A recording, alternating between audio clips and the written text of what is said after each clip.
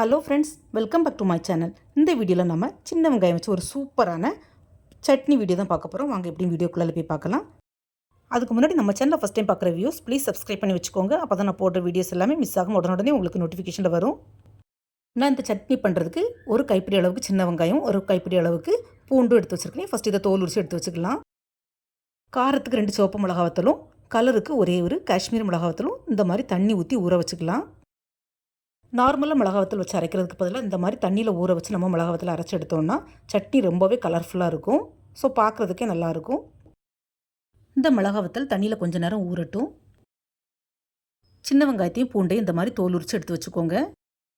இந்த சட்னிக்கு சின்ன வெங்காயம் பூண்டும் சேம் குவான்டிட்டி எடுத்துக்கலாம். ஆனால் பூண்டோட அளவு கொஞ்சம் ஜாஸ்தியாக இருந்தாலும் பரவாயில்ல, டேஸ்ட் நல்லாவே இருக்கும். இப்போ கேஸ் ஸ்டவ்வில் ஒரு கடாய் வச்சு அதில் கொஞ்சமாக நல்லெண்ணெய் சேர்த்துக்கலாம். கண்டிப்பாக நல்லெண்ணெய் தான் ஊற்றணும்.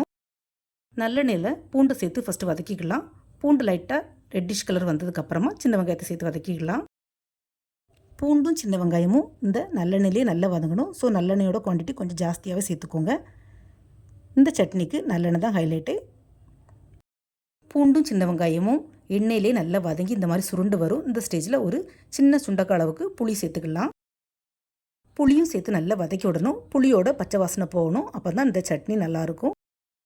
ஃப்ரெண்ட்ஸ், நார்மலாக நம்ம சட்னி பண்ணுறதுக்கு புளியை வதக்க மாட்டோம். பட் இந்த சட்னிக்கு புளியை வதக்கி தான் பண்ணணும். அப்போ தான் டேஸ்ட் நல்லாயிருக்கும். இப்போ இது கூடவே ஒரு கொத்து, அதாவது 5 to 10 கருவேப்பிலை சேர்த்துக்கலாம். கருவேப்பிலையும் சேர்த்து நல்லா வதக்கணும். கருவேப்பிலை ஜஸ்ட்டு ஃப்ளேவருக்கு தான், ஆனால் கருவேப்பிலை டேஸ்ட்டு தெரியவே செய்யாது. ஸோ தாராளமாக நம்ம சேர்த்துக்கலாம். கடைசியாக நம்ம ஊற வச்சுருந்த காஷ்மீரி மிளகாத்துலேயும் நார்மல் மிளகாத்துலேயும் சேர்த்துக்கலாம். அதாவது தண்ணி இல்லாமல் சேர்த்துக்கணும். இந்த சட்னிக்கு நம்ம ஒரு சொட்டு கூட தண்ணி சேர்க்காமல் பண்ண போகிறோம் ஃப்ரெண்ட்ஸ். தண்ணியில் ஊற வச்ச மிளகாவத்தல்னால எண்ணெயில் நல்லா வதங்காது. ஸோ லைட்டாக வதக்கிட்டு கேஸ் ஆஃப் பண்ணிடலாம். ஃப்ரெண்ட்ஸ், இந்த பூண்டு சின்ன வெங்காயம் சட்னி இட்லி தோசைக்கு மட்டும் இல்லை, சாதத்துக்கும் செம்ம காம்பினேஷனாக இருக்கும். இப்போ இதை அப்படியே கொஞ்சம் நேரம் ஆற விட்டுறலாம். ஆறுனதுக்கப்புறமா மிக்ஸி ஜாரில் சேர்த்துக்கலாம்.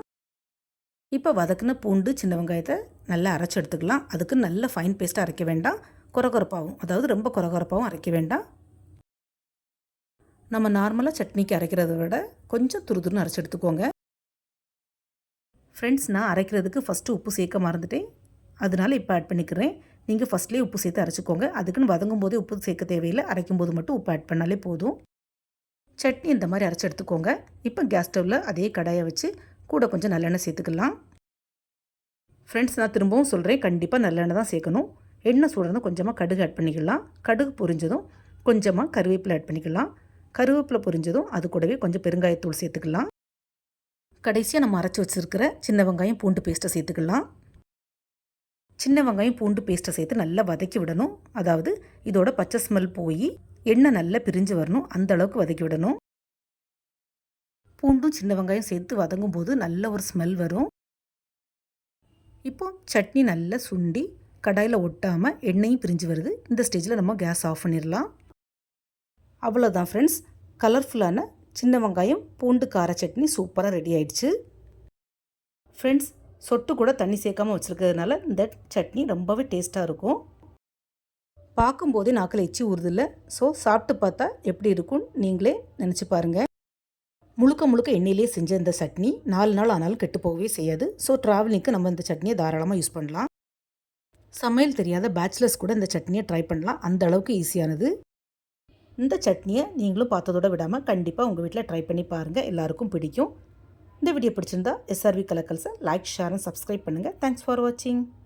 See you soon in the next video. Bye bye.